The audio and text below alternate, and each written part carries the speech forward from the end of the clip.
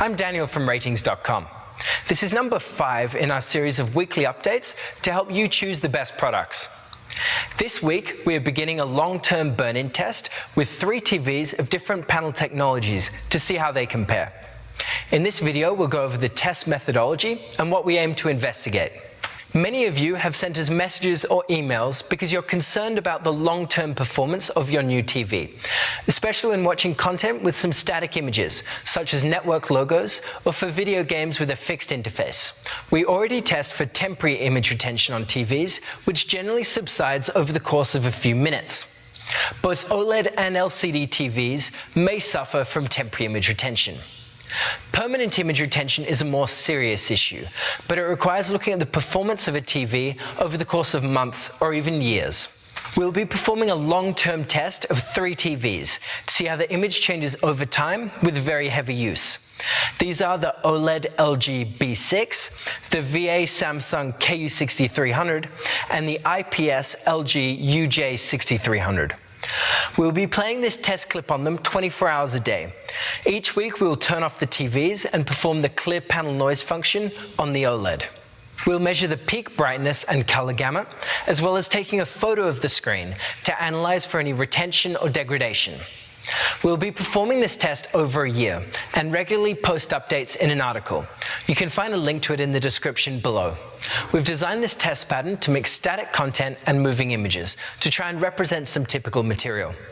We've added watermark logos at different opacity to show different static areas that may be present. For example, a 50% opacity logo for a network icon and a solid logo to represent the effect of a static heads-up display in a game. Of course, this is much more demanding than what most people would experience if the TV is only in use for a few hours per day, and can be considered a worst-case scenario as we are running the test continuously to get a faster result. It will still be useful to show the differences between technologies, as well as to provide an indication of the lifespan or number of expected hours. So that's it.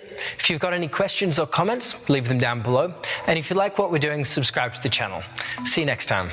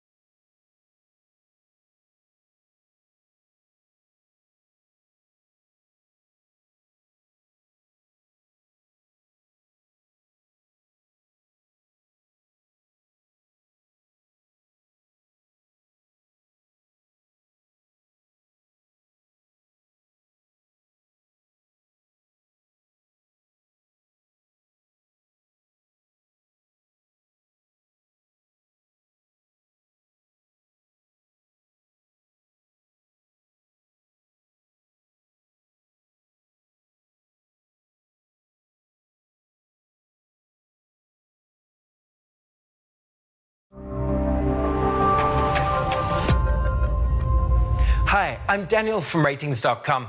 We get a lot of questions from viewers who want to learn more about burn-in on OLED TVs, so we've been running 2 tests across 9 TVs for over a year now. For most people, the results so far are good news, as we don't expect people who watch varied content to have any issues with burn-in. We'll start by talking about the setup and conditions of our latest burn-in test on 6 TVs, and then go over the results so far. We'll then talk about our first burn-in test on 3 TVs. We'll finish off by addressing some of the questions we've received on these 2 tests. We'll start by talking about our second test. The goal of this test was to determine how content and brightness affects the risk of burn-in. For this test, the TVs are on for 20 hours per day, but only in 5-hour blocks at a time to better represent typical usage. We also wanted to match the content to suit what people watch, but we'll go over this later in the video when we get to the results. The TVs are controlled with a microcontroller. This sends an infrared signal, just like for a remote control, so the TVs remain powered while they're off. All of the burn-in prevention features are activated, and we run the manual pixel refresh function before taking uniformity photos, and the screen shift option is enabled. Unlike the C8, earlier OLED models don't expose controls to the logo luminance detection feature, but it is active even though it isn't visible in the settings. This second burn-in test on 6 OLED C7s has been running now for about a year. Looking at the plot of the full screen brightness and the brightness of a small window, which takes up 2% of the screen area, we can see that there has been no appreciable change in brightness. The brightness of small windows does vary from month to month, but there has been no identifiable trend. If we look at the color gamut of each display measured in the center of the screen, there is also very little variation over time, which is great.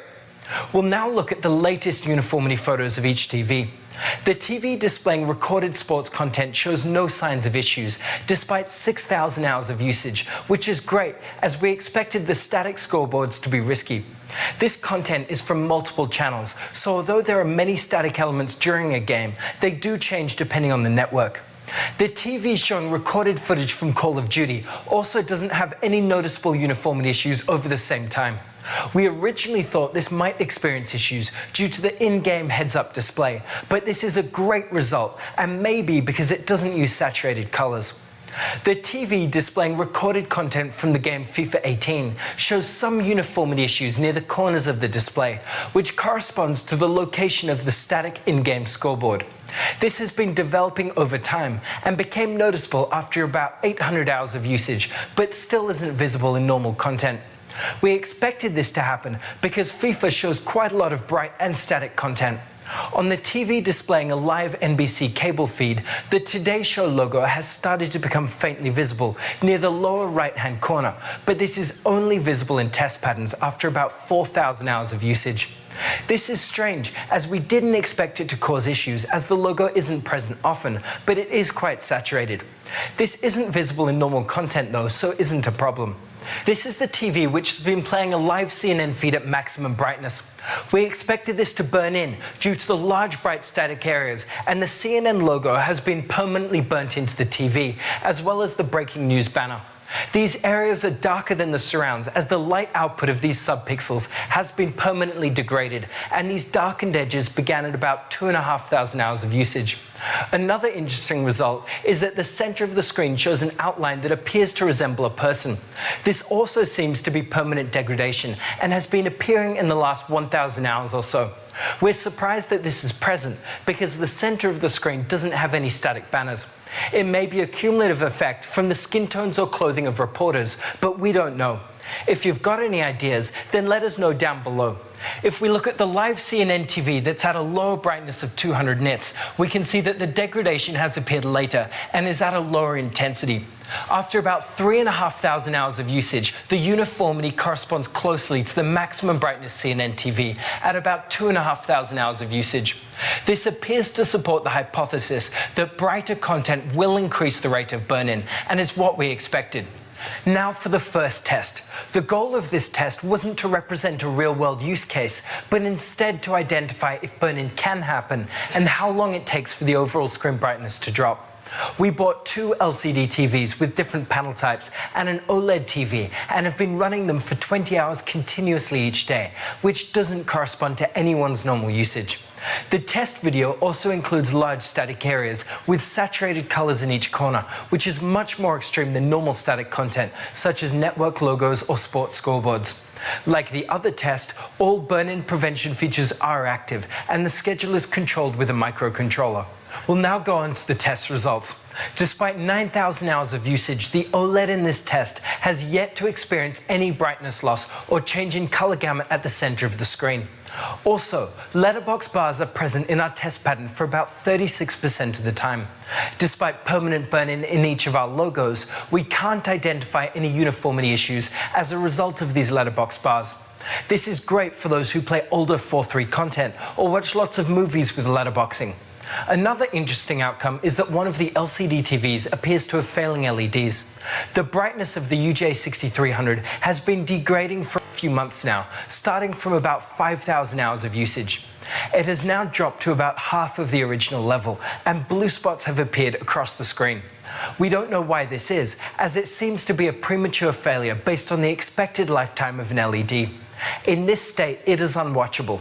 We don't know if this is due to the extreme use, but let us know what you think in the comments below. This may also indicate that there is a luck component that in some cases may be more significant than the theoretical lifespan. If you're unlucky, then you may experience an early failure, even for an LED TV. We will continue to run this test because although burn-in has occurred, we want to see how the brightness and color gamut in the center of these TVs changes over time. We'll now address some of the most popular questions we've received. If you have any more questions, then please do let us know down below. We've received many questions from people who are concerned about subtitles on OLED TVs. We've also received a message including photos from a reader who experienced burn-in on their OLED TV after displaying subtitles for a long time. These photos show the uniformity after 7,100 hours and may be a consideration for those who use subtitles due to their high brightness and relatively static place on the screen. If you only use subtitles from time to time, don't expect you to have any issues though. We've also received questions whether the ABL or automatic brightness limiter of the TV affects the test. This does cause large bright areas to have a lower brightness than small highlights, but still causes an increase in the OLED light setting to increase image brightness. As a result, the maximum OLED light CNN TV does have brighter static areas than the 200 nit CNN TV. We've been asked many times why we don't include another TV in this test, which cycles between different types of content to better reflect real use.